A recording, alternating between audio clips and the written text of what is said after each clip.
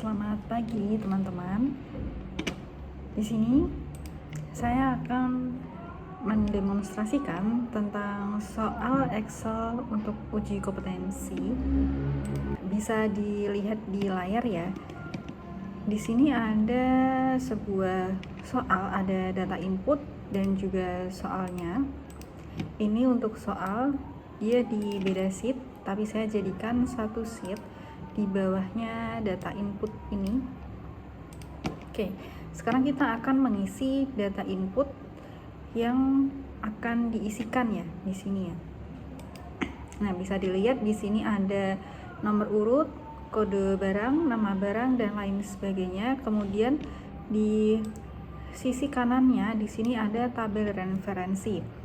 Yang dimana nanti tabel referensi ini digunakan untuk menuliskan atau memasukkan rumus lookup, entah itu VLOOKUP ataupun HLOOKUP.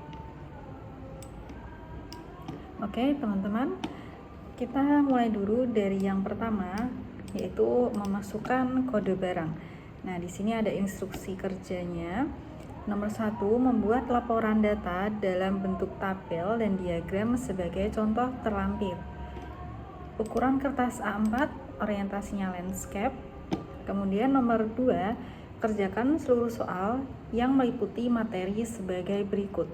Data di entry secara manual untuk kolom nomor urut kode barang, di mana kode barang tersebut berdasarkan pada tabel referensi. Kemudian ada stok awal dan jumlah soal. Kemudian data di entry menggunakan fungsi lookup untuk kolom nama barang, harga pokok, asal gudang menggunakan rumus VLOOKUP, dan lama pengiriman menggunakan rumus HLOOKUP. Oke, kita isi dulu yang kode barang. Nah, untuk kode barang diisi berdasarkan tabel referensi. Jadi artinya kita akan mengisi kode barang di sini berdasarkan kode barang yang di tabel referensi. Nah, di sini ada CD001 sampai CD010. Maka kita harus menuliskan di antara nomor tersebut. Jadi tidak boleh menuliskan yang ada di luar kode barang tersebut. Kita misal ambil satu aja yang CD001 atau CD00 berapapun, terserah teman-teman. Dan besar kecilnya huruf itu tidak berpengaruh ya. Misalkan di sini CD001. Oke, kita tulis dulu kode barangnya. Kemudian untuk nama barang, kita lihat di soal. Nah, untuk nama barang ini di input atau di entry menggunakan fungsi lookup, yaitu menggunakan rumus VLOOKUP berdasarkan dari tabel referensinya. Jadi kita masukkan rumus VLOOKUP di bagian nama barang sama dengan VLOOKUP. Kita bisa langsung tab aja atau klik 2 kali ya, atau kita tulis juga bisa. Oke, lalu ada yang bagian bold, ini adalah lookup value. Nah, lookup value yang ada di VLOOKUP itu dia adalah yang paling kiri pada tabel referensi. Tapi teman-teman, kliknya jangan yang di sini ya. Kita klik di bagian data inputnya. Di sini ini diklik. Oke, ini sebagai lookup value. Kemudian jika sudah, kita kasih tanda pemisah untuk ke opsi berikutnya. Di sini teman-teman bisa menginputkan koma atau titik koma tergantung dari laptop atau PC yang digunakan. Nah, kemudian kalau di punya saya ini titik koma pakainya, kemudian lanjut ke tabel array. Nah, di tabel array ini ya. Di tabel array kita seleksi bagian tabel yang memuat nama barang tersebut yang ingin diinputkan. Nah, kita ini sudah diseleksi. Kemudian di F4 teman-teman. Nah, gunanya F4 adalah untuk mengunci. Jadi nanti ketika dikopikan ke bawah, si datanya itu tuh dia nggak turun ke bawah, dia jadi tetap langsung di situ. Tuh ya. Lalu sudah di F4, kasih tanda pemisah lagi, titik koma lagi. Lanjut ke bagian call index number. Nah, di sini kita mau mencari untuk nama barang yang akan kita munculkan hasilnya ya. Untuk nama barang itu ada di kolom nomor berapa sih? Nah, untuk mengetahuinya kita lihat di bagian tabel array yang tadi kita seleksi. Jadi kolom 1 adalah kode barang, kolom 2 adalah nama barang, kolom 3 adalah harga pokok, kolom keempat adalah asal gudang. Nah, tadi kita ingin memunculkan nama barang. Oke, dari tabel yang kita seleksi ini, nama barang dia ada di kolom nomor 2. Maka kita tulis 2. Titik koma lagi. Nah, lanjut ke range lookup. Nah, di range lookup ini ada true atau false. Kita pilih yang false, atau teman-teman bisa klikkan langsung aja atau tuliskan angka 0 ya. Ini 0 itu artinya dia exact match atau false. Nah, kalau yang true itu teman-teman bisa tuliskan angka 1. Nah, di sini kita menggunakan yang false atau ketik aja angka 0. Jika sudah di kurung tutup, lalu kita enter. Nah, nama barang dengan kode barang CD001 adalah Lenovo Idea Slim 314. Oke, kemudian kita akan memasukkan asal gudangnya. Nah, di sini untuk menginputkan asal gudang masih menggunakan VLOOKUP ya, teman-teman. Oke.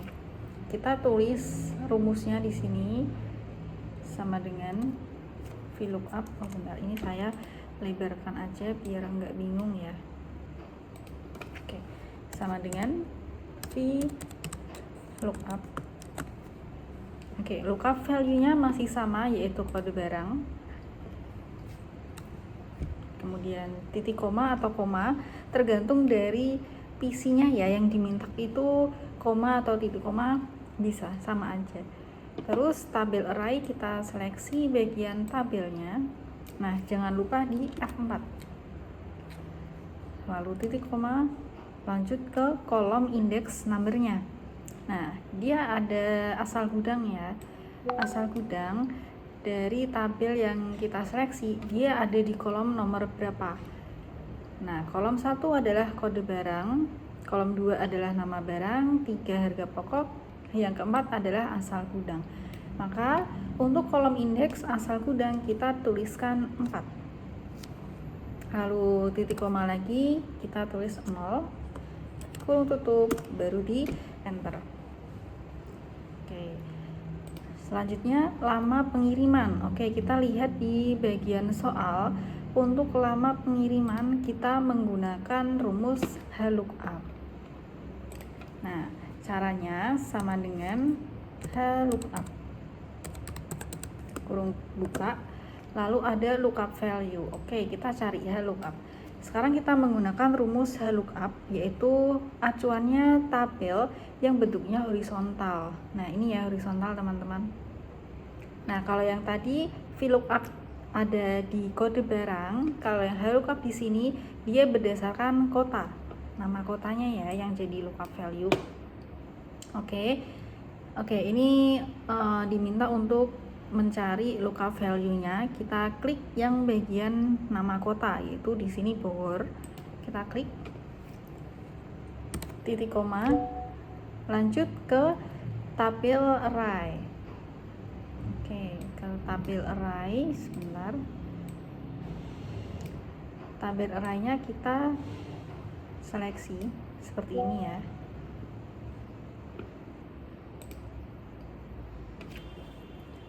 Lalu di F4 seperti ini. Lalu titik koma lagi, Nah, kalau tadi kolom index number, kalau yang ini adalah row index numbernya. Jadi kita mencari berdasarkan baris. Nah, kita lihat pada tabel yang diseleksi di sini. Nah, kalau tadi adalah call index number, sekarang row index numbernya. Jadi row 1 atau baris 1 itu adalah kota, nama-nama kota. Kemudian untuk baris kedua yaitu lama pengiriman. Nah, kita kan mau memunculkan lama pengirimannya nih. Berapa hari sih untuk pengiriman ke kota tersebut? Nah, di lama pengiriman ini dia ada di baris kedua. Jadi kita tulis 2 ya tadi. Oke, jika sudah ke titik koma lagi, lanjut ke range lookupnya kasih 0. Kurung tutup, baru di enter. Oke, sekarang ke harga pokok. Harga pokok di sini pada tabel yaitu di tabel vertikal. Maka kita menggunakan rumus VLOOKUP sama dengan VLOOKUP. Nah, berdasarkan kode barang titik koma tabel array-nya kita seleksi. Lalu di F4 titik koma lagi kolom index number. Nah, lihat di sini harga pokok dia di kolom keberapa? Ketiga kan, maka kita tulis 3 titik koma range lookupnya pilih yang 0, tulis 0 aja, lalu di enter. Oke, sekarang untuk menuliskan harga jual, di sini harga jual adalah hasil dari perhitungan harga pokok ditambah dalam kurung harga pokok dikali 20%. Jadi sama dengan harga pokok ditambah dalam kurung harga pokok dikali 20%, kurung tutup, enter. Oke, stok awalnya kita tulis manual ya. Nah, stok awalnya manual, misalnya stok awal pertama adalah 50, kemudian jumlah yang terjual misal 15. Nah, kemudian untuk mengisikan stok akhir yaitu stok awal dikurangi jumlah jual. Ini sama dengan stok awal dikurangi jumlah jualnya. Oke, kemudian laba per unit. Nah, laba per unit didapatkan dari harga jual dikurangi harga pokok. Jadi sama dengan harga jual dikurangi harga pokok. Oke. Kemudian untuk laba kotor, jumlah jual dikali laba per unit sama dengan jumlah jual dikali laba per unit. Oke. Nah, untuk pajak, laba kotor dikali 10% sama dengan laba kotor dikali 10%. Oke, kemudian laba bersih yaitu didapat dari laba kotor dikurangi pajak sama dengan laba kotor dikurangi pajak. Oke, jika teman-teman mendapatkan tanda pound seperti ini, nggak usah khawatir, itu artinya kolomnya kurang lebar, maka kita lebarkan, tinggal digeser ke kanan. Oke, kemudian ini lakukan sampai bawah. Misal ini saya tulis CD005, kemudian CD006 sampai 10 ya, seperti ini. Nah, ini tuh tinggal ditarik aja ke bawah. Nah, ini juga sama, ini juga sama, ini juga sama ya. Yang isiannya itu sama, tinggal ditarik aja ke bawah teman-teman. Ini stok awalnya, teman-teman bisa menuliskan bebas ya, misalkan di sini kayak gini bebasnya. Oke, kemudian jumlah jual di sini juga berapa unit yang sudah terjual, pastinya yang lebih kurang atau kurang dari stok awalnya ya, misalnya 50, 15. Nah, untuk stok akhir ini juga sama, tinggal ditarik aja ke bawah. Laba per unit juga sama, laba kotornya juga sama ya, tarik ke bawah. Pajaknya juga sama, laba bersih juga sama. Nah, seperti ini ya. Sekarang kita mau mencari total laba bersih. pakai rumus sama dengan sum, lalu laba bersihnya ini diseleksi, kurung tutup, kemudian di enter. Kemudian laba bersih tertinggi kita menggunakan rumus max,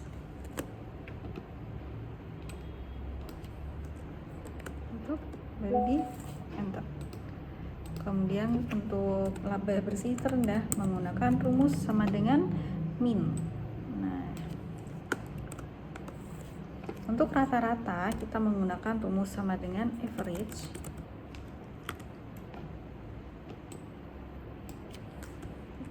Oke, sudah. Oke, kemudian buatlah grafik bentuk pie untuk menunjukkan perbandingan laba bersih antar produk. Tampilkan dalam persentase. Oke, kita pilih ini dan juga nama barang. Nama barang dan juga laba bersih. Kemudian kita ke bagian insert, recommended chart. Nah, di sini diminta untuk grafiknya yang pie. Oke, kita pilih yang ini aja ya, coba yang 3 dimensi, kemudian diklik OK.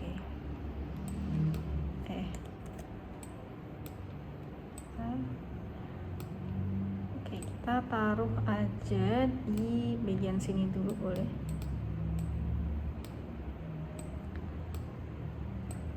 Oke, kemudian menampilkan label dalam persentase. Oke. Nah, kita cari bisa dari style ini ya. Nah, bisa dari style ini yang ada persentasenya. Bebas teman-teman mau yang pilih yang bagian mana juga boleh. Nah, misalnya saya pilih yang ini. Yang ini juga boleh, atau bisa juga yang tipe yang lainnya. Nah, oke, kayak gini aja deh. Nah, ini kalau misalnya nih enggak kelihatan ya, ini juga bisa diatur.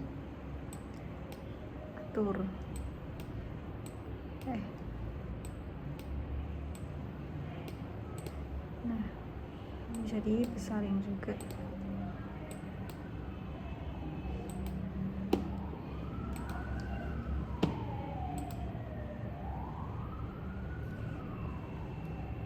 Nah, ininya juga bisa diatur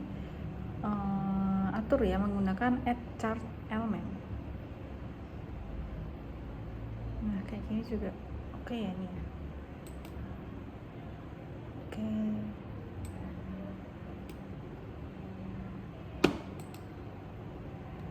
Ini taruh sini. Ininya pasti ke bawah aja. Oke.